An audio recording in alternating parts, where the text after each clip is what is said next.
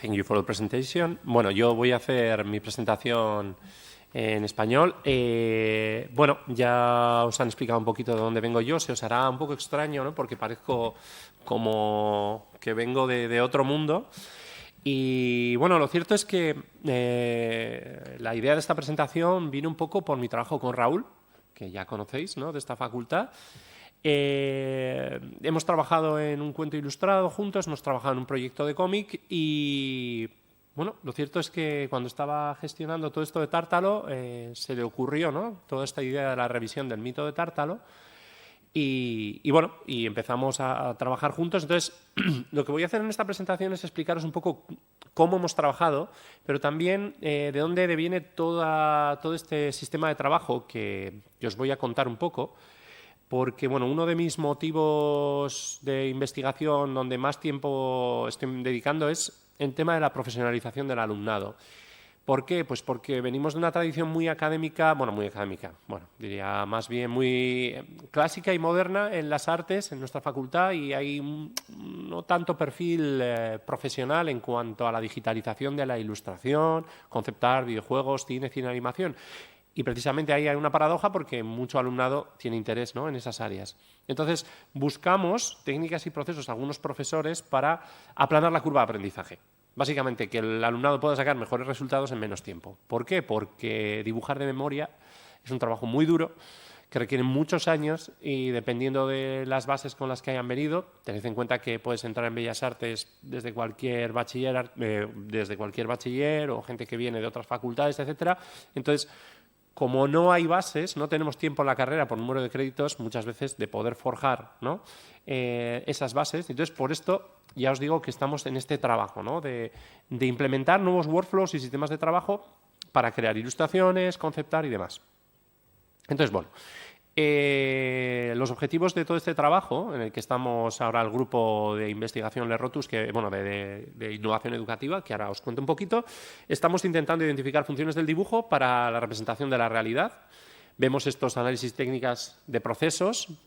Yo sigo en contacto con muchos compañeros de las industrias, yo mismo sigo trabajando, ¿no?, y voy actualizando los flujos de trabajo, programas que se están utilizando, aunque es muy difícil estar al día, ¿no? Y para muchos y muchas de los que estáis aquí, que ya estáis también en este proceso, ¿no?, de acreditaros, de doctorados y demás, ya sabéis lo que es, ¿no?, compaginar la carrera universitaria con la carrera profesional. Está complicado, pero bueno, en eso estamos. Y luego, pues, aplicación de softwares y metodologías que aplanen, como os decía, esta curva de aprendizaje del alumnado. Entonces, bueno, ¿qué técnicas estamos desarrollando ahora mismo? Bueno, en este caso, mate painting, que es una técnica de pintura mate. Esto se empezó a utilizar pues en el cine, habréis visto falsos escenarios, ¿no?, falsos fondos, ¿no?, una pantalla de croma verde y unos personajes correteando por ahí y el fondo que estamos viendo en pantalla realmente es una pantalla verde que luego, pues una pintura, originalmente grandes cuadros, se colocaba detrás y con eso pues se falseaba, ¿no?, grandes escenas, sobre todo para la épica, para la fantasía, Y bueno, hoy día se hace evidentemente con técnicas digitales, con 3D y demás. Luego, escultura digital, diferentes programas. ZBrush o ZBrush es uno de los más conocidos, pero también vamos a ver cómo estamos implementando realidad virtual y cuál es su fuerza, ¿no?, en toda esta nueva industria. Y por último, impresión 3D. Bueno, os decía que estamos trabajando dentro de un proyecto de innovación educativa que llamamos Lerrotus, varios profesores y profesoras que ahora os paso a enseñar, y estamos, pues eso, lo que os he dicho, ¿no?, por no repetirme, todo este desarrollo de técnicas y procesos para ayudar al alumnado para profesionalizarse y demás. Y luego hemos implementado un proyecto de innovación educativa que se llama Edatus, con el que estamos haciendo una serie de formación complementaria que el alumnado no puede ver durante el grado, porque como imagino, igual a algunos os pilla todavía un poquito lejos, pero cuando planteas que hay ciertas asignaturas que todavía no están teniendo cabida, ¿no?, dentro del grado y planteas cambios, todo pasa por la NECA y son años de proceso de cambio de una asignatura. De hecho, una cuestión muy divertida que hemos descubierto es que cambiar el nombre de una asignatura es mucho más difícil que destruirla y crear una nueva. Cosas del plan de estudios y de cómo funcionan las mecánicas universitarias. Y entonces Ante esto, para poder ofertar al alumnado algo que venían reclamando, que es técnicas digitales, procesos nuevos, videotutoriales, etcétera, se nos ocurrió, pues con profesorado de la facultad y con colaboradores externos, hacer una serie de vídeos, clases online que quedaban grabadas, de manera que el alumnado siempre pueda consultar, ¿no? Cosas como programas de diseño gráfico, Illustrator, programas de 3D, etcétera, ¿no? Que todavía no pueden ni sentarse directamente dentro del plan de estudios, por lo que os decía, porque eso lleva mucho tiempo, y de momento están como formación complementaria.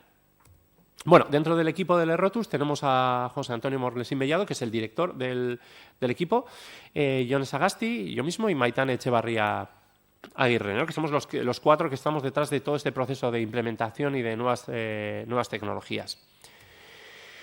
Entonces, bueno, lo que os voy a traer ahora, por ejemplo, son algunas de estas nuevas técnicas aplicadas a una asignatura que imparto, que se llama Geometría Aplicada, que con ese nombre pues tiene una tasa de matriculación muy bajita. Es normal, huyen despavoridos cuando lo ven con su nombre, porque os decía, ¿no? Ya la asignatura no va sobre geometría dibujada con escuadra, regla, cartabón. Usamos muchas técnicas digitales y 3D, pero como el alumnado no se lee las guías docentes de las asignaturas, pues, en fin, solo con el nombre tenemos algunos problemas, pero estamos ya implementando, como os decía, pues nuevos softwares y nuevas técnicas y bueno, vais a ver, ¿no? Cómo los resultados están mejorando de una manera muy notoria, ¿no? Estamos viendo los sistemas de representación, ¿no? Todo esto de perspectiva cónica, axonometrías y demás, que muchas veces liamos con el dibujo técnico y no tiene por qué tener nada que ver con el dibujo técnico, dibujo constructivo, ¿no? Crear cosas a mano alzada usando sistemas, lenguajes gráficos, ¿no? Y ahora vemos como, por ejemplo, en este trabajo de Daniel Bandi, un alumno de Erasmus, además, que tuvimos en la asignatura, pues estábamos trabajando la idea de contar historias a través de espacios, ¿no? Entonces, el trabajo aquí era diseñar una mesa y su entorno con el que contar la personalidad, la forma de ser de quién vive en esa escena sin que apareciera el personaje. Es un tipo de trabajo que, aparte de, bueno, que nos permite ver un poquito cosas de 3D, tiene como objetivo principal que aprendan a disociar, ¿no? Que no dependan de la narrativa más evidente y que puedan, a través de objetos, contar historias, ¿no? Vemos un poco, ¿no?, la relación que podéis encontrar, ¿no? Todo esto con la narrativa, ¿no?, de lo fantástico. Luego, por ejemplo, esto es un trabajo de cutaway.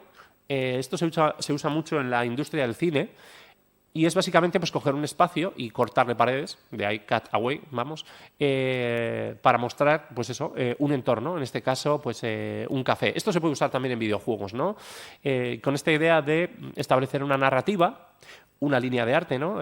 Tienen que pensar, ¿no? Vuestro proyecto, en qué ambientación estaría hecha, qué situación, cómo es la psicología del color, qué tipo de props o objetos interactuables tiene la escena. De hecho, por eso aquí la alumna Ane Gutiérrez sacó algunos de los elementos, ¿no? Son aquellos objetos que o bien en el cine de animación o cine normal se van a interactuar con ellos, o bien en videojuegos, los que habéis jugado a juegos de la vieja guardia estaban pixelados, ¿no? Mientras que todo el fondo estaba renderizado, esto se podía interactuar con ellos, ¿no? Pues tiene esa lógica de, bueno, pues extraerlos y darle más importancia.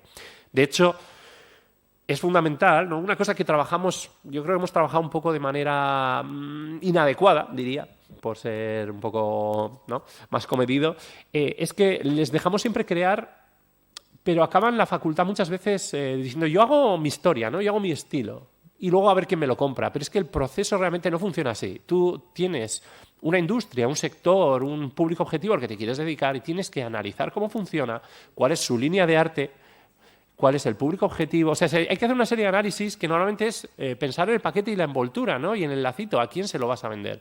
Entonces estamos ahora haciendo ese trabajo, ¿no?, de reflexión y todo este tipo de proyectos les son muy útiles, ¿no? Podéis ver algunos trabajos.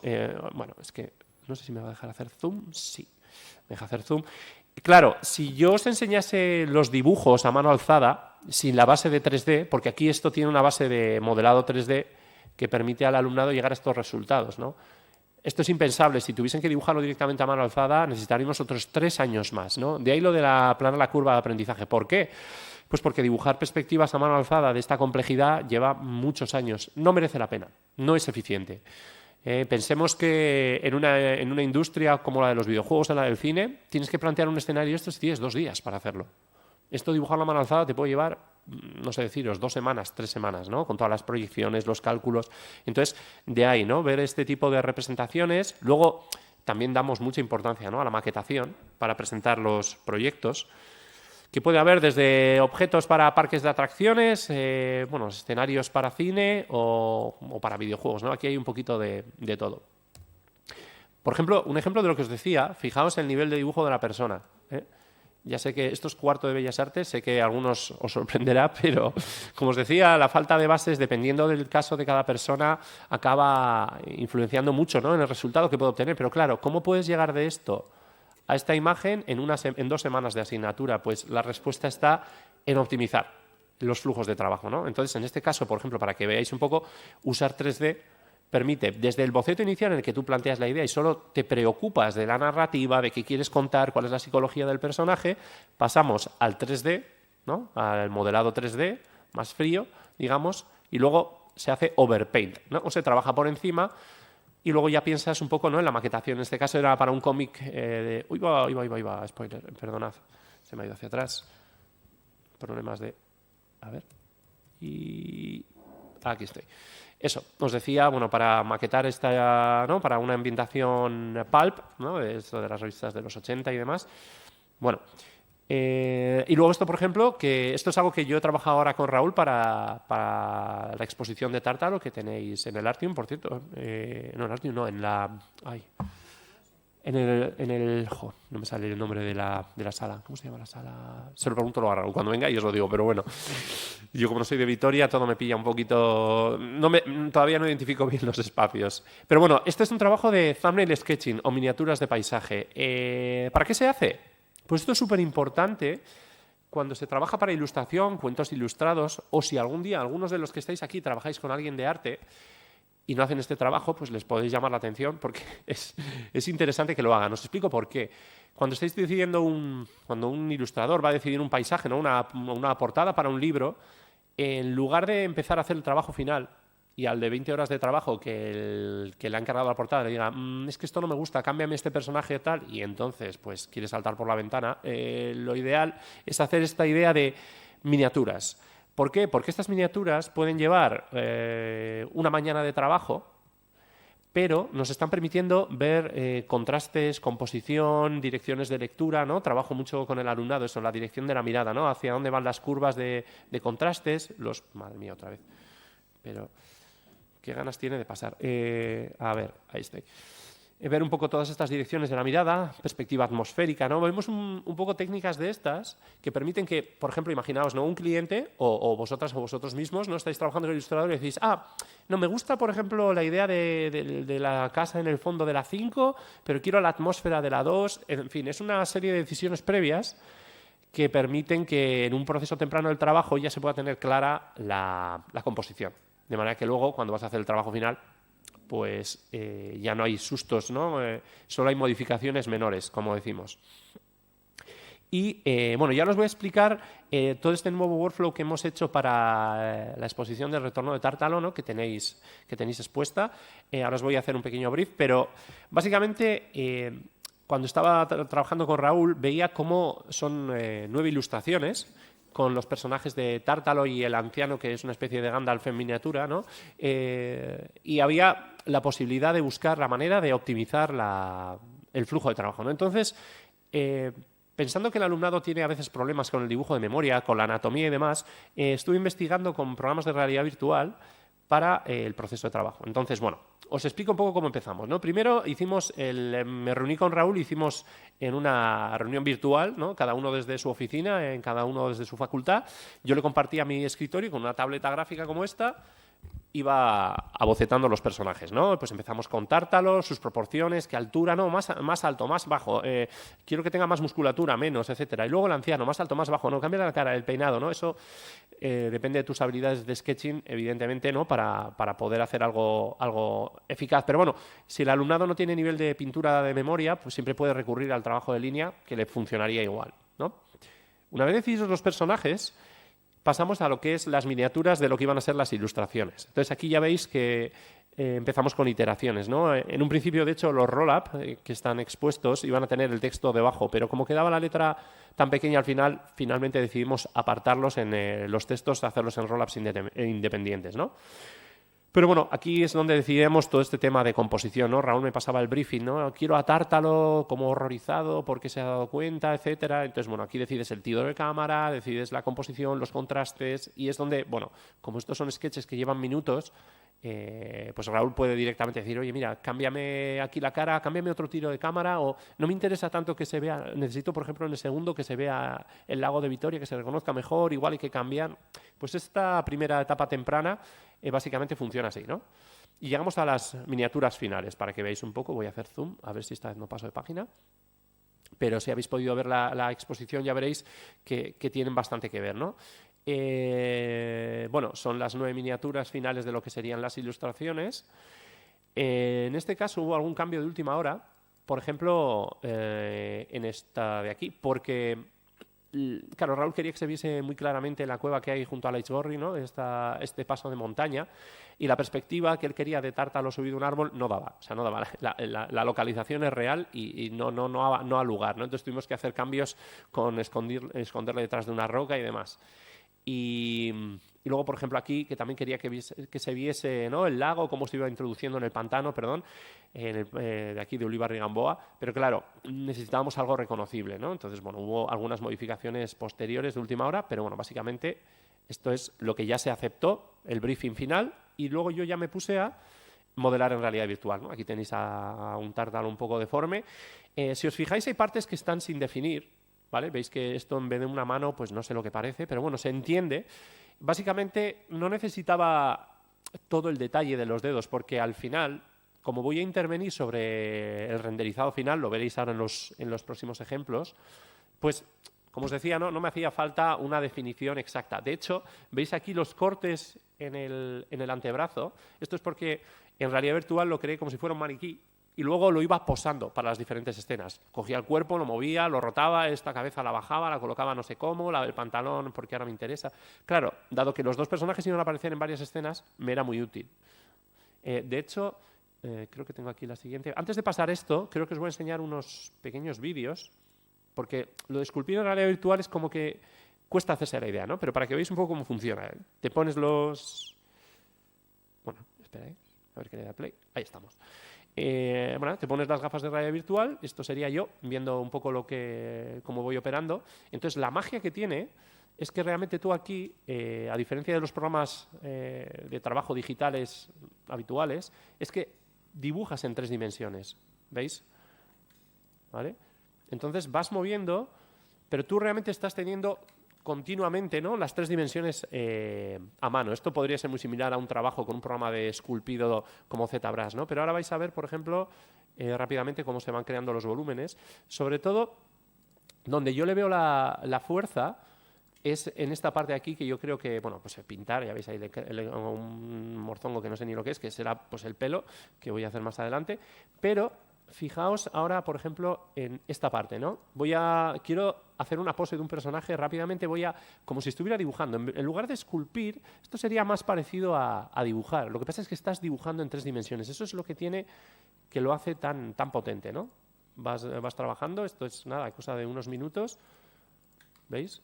Vas haciendo la pose, pero rápidamente ahí voy buscando, ahora la tibia, ahora voy a hacer no sé cómo, ahora voy a hacer el cuarto inferior, etcétera, y ahora empiezo a moverlo, lo voy fundiendo. Entonces, claro, para alumnado de la facultad que tiene mano con el dibujo, este programa cambia muchísimo. Ya veis, ¿no? Veis, por ejemplo, cómo estoy viendo cómo se va a ver desde las diferentes posiciones rápidamente y voy interaccionando con el volumen directamente en ese espacio virtual.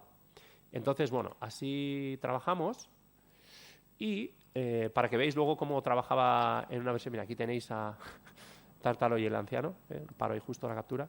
Ahí los tenía ya colocaditos. Estoy viendo ahí mis referencias de las miniaturas para estar viendo.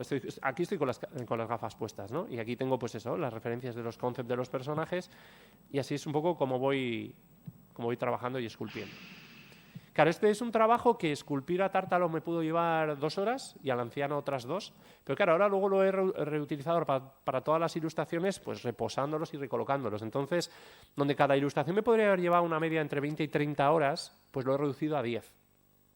Entonces sí, ha habido un trabajo inicial de 6 horas, pero luego ha habido una disminución en el tiempo de trabajo enorme, ¿no? Entonces es lo que os decía que marca la diferencia. este tipo de sistema de trabajo. Entonces lo estoy intentando implementar en la facultad, pero ahora tenemos que empezar con la compra de gafas y bueno, una serie de cuestiones. Y luego, para que veáis un poco, esto es ya toda la escena con los elementos colocados. Esto es Blender, un programa de 3D gratuito para renderizar, que es para iluminar, ¿no? Ya me he colocado todos los elementos de la escena, coloco unas luces y esto es cómo se va a ver una previsualización del render. Esto es una fotografía de la zona, que Raúl quería que estuviese en esa zona, y esta es la iluminación en tiempo real. Entonces, ahora mismo no lo podéis ver porque evidentemente no tengo aquí el programa, pero yo tenía aquí una opcioncita que le daba un botón y esto cambiaba por la miniatura original. Esto lo hacemos porque muchas veces cuando te pones a modelar y esculpir, llega un momento en que el dinamismo que tú tenías en las primeras pruebas que os he enseñado se acaba perdiendo. Entonces, te viene bien volver al boceto original para hacer modificaciones. Pues que si le muevo la cabecita un poco para allá, que si le potencio la curva de la espalda, la línea de acción, o el deltoides aquí no se identifica bien, bueno, no sé. El pico del sombrerito lo quiero más, no sé cómo, ¿no? Eso lo podemos ver en esta fase del trabajo. Y, bueno, esto ya sería el render en 3D, ya lo veis. Y luego ya lo que pasa es llevarte un programa digital 2D y empezar a pintar. Esta sería la ilustración final, que la podéis ver en el cartel, creo que está por todos lados ahora mismo. Y tenéis la exposición con el resto de las imágenes que yo creo que son bastante interesantes de ver. Y creo que básicamente esto sería todo sobre lo que os contaba, ¿no? Bueno, os decía que a modo de conclusiones, estas técnicas de esculpido digital vemos que reducen el tiempo de trabajo hasta un 70%, ¿vale? Dependiendo de la efectividad y la eficacia de cada estudiantado trabajando con estas técnicas.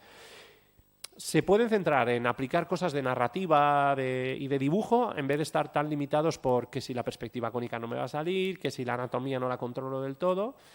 Además, hay una cosa que aquí utilizamos mucho que se llama Kit Bash, que es una técnica que viene de Estados Unidos. Bueno, básicamente es hacer un cajón desastre, que es en el que todo lo que tú vas modelando lo vas guardando en carpetas y luego lo reutilizas para todo. O sea, la casa que habéis visto ahí yo la he usado en otros 7 proyectos, pero bueno, la rotas, la cambias de orientación, le pones otras ventanas y...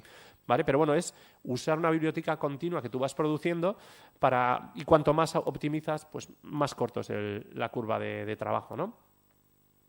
Y bueno, pues ahora sí, creo que con esto doy por finalizada la presentación. Así que es que casco.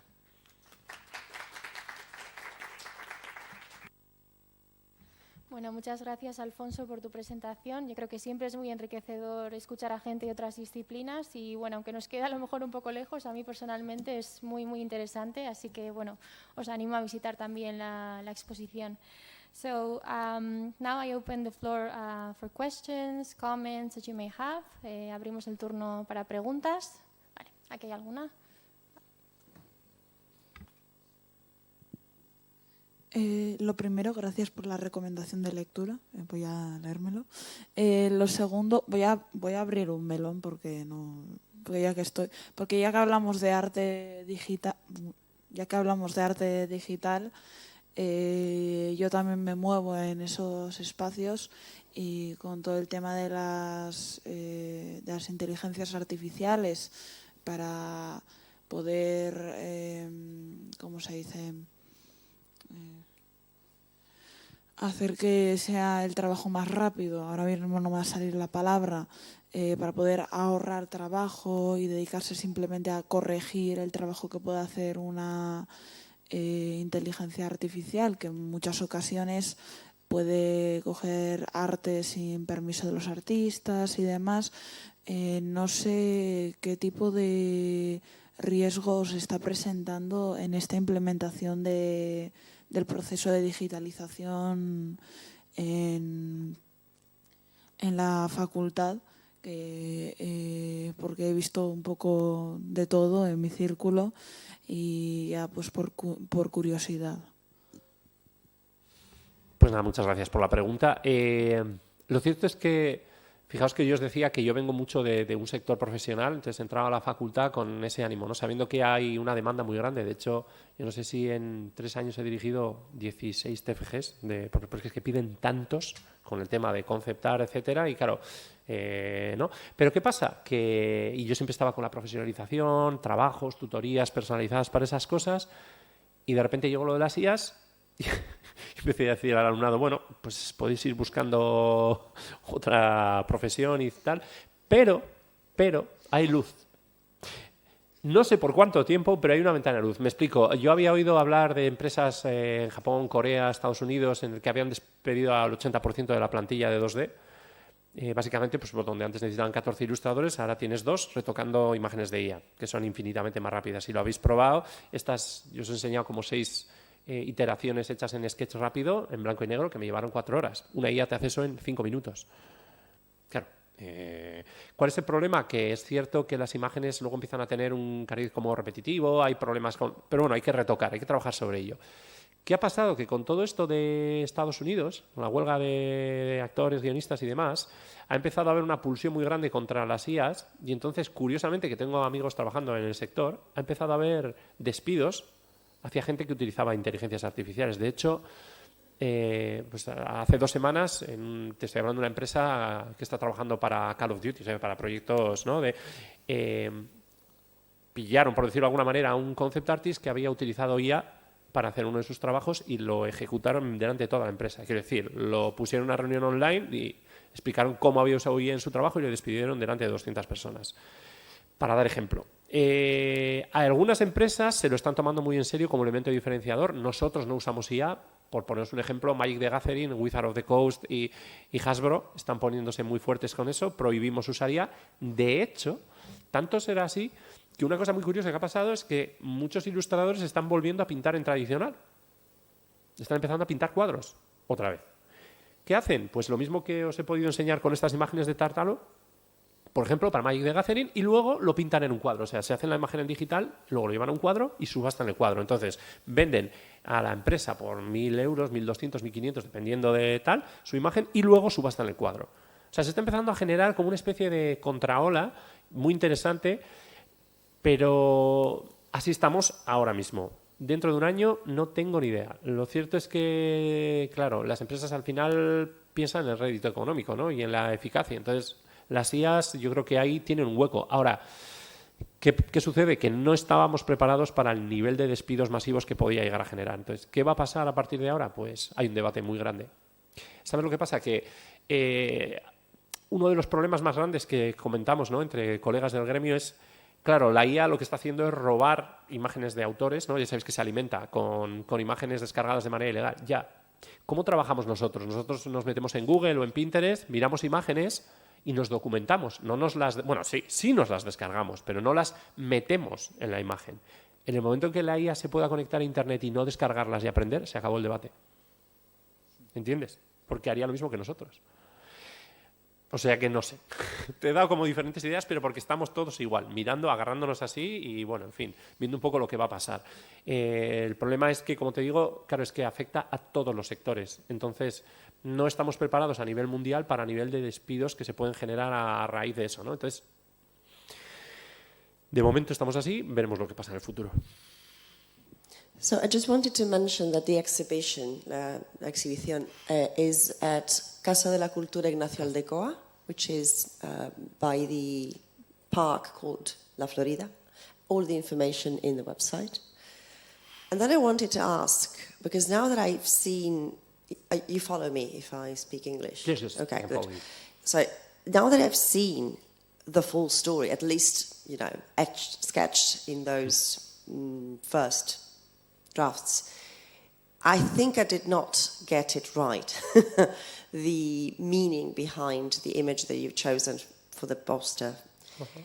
But as I look at it, particularly vis-a-vis your presentation and, you know, this idea of non-human animals versus human animals, I look at Tartalo and this wizard figure, this Gandalf of sorts, and what I read originally, the first time I saw it, was this is a non-human animal, a monster, i.e.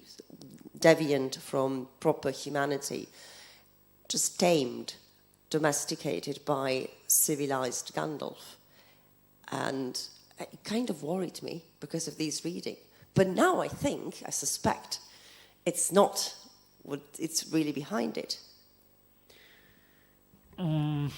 Más o menos, bueno, te respondo en castellano si puede ser, o sí, o en inglés. Well, no, I would change. I would try to change it to English. So I think that the wizard is some kind of advisor, some kind of guide for Tartalo. So the main intention of Raul was to create that kind of like in Dungeons and Dragons, the dungeon master. This is the same figure as Gandalf in the Lord of the Rings. So yes, it's supposed to be the calming figure to calm Tartalo down, because he's super scared by its situation, he's confused about the world surrounding him, and yes, maybe it can be compared when you think about how Tartalo represents a wild animal. Yeah, but I think that the intention route, I suppose that he would be the most proper person to answer to your question. But yeah, I think that was the main point or the main objective of this specific representation. I don't know. Well, if I may ask one question to Alfonso. So I found your, both of the programs that you're developing, Lerotus and Edatus, very interesting. And you were talking about lack of knowledge or training that your students have. So I was wondering if you are maybe considering expanding this program to secondary education students from DBH or Bachiller. I don't know, there's an interest in all these things. I have some friends who are teaching, technology, informatica, yes, and all these subjects, and I was wondering if that's a possibility. Yeah, I think that you are absolutely right. In fact, I was a teacher from Cara Navarra, Trazos Institute in Madrid, and here I created, before entering the faculty, a center based in digital illustration and concept art called Centro Pixels in Bilbao, because I knew that the interest of the students was there. The problem is that at some point I realized that private education is not the answer. So that's why I ended in fine arts faculty, because I was an illustrator, a frustrated illustrator who wanted to learn a lot of techniques about how to draw in digital, and I think that at that point the faculty was not prepared for what I was demanding, and that's a whole situation that still remains, because we have a lot of teachers who are not proficient at technical programs. It's a common thing. And also I think that there is a problem of generality. I mean, I think that the education, when we think about professionalization, we have to think that students have to have that kind of effectiveness or proficiency or expertise, but not the I don't know how to say it in English, FPs,